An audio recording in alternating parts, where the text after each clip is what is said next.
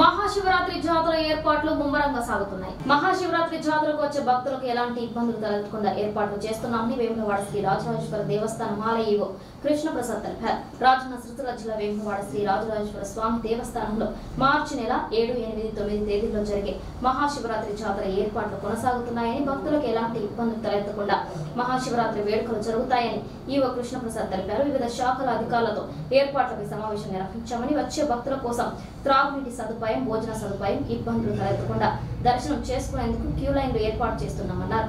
దాదాపు ఈ మహాశివరాత్రి జాతర ఉత్సవాలకు 5 లక్షల మంది వరకు భక్తులు హాజరవుతారని అంచనా వేస్తున్నట్లు తెలిపారు.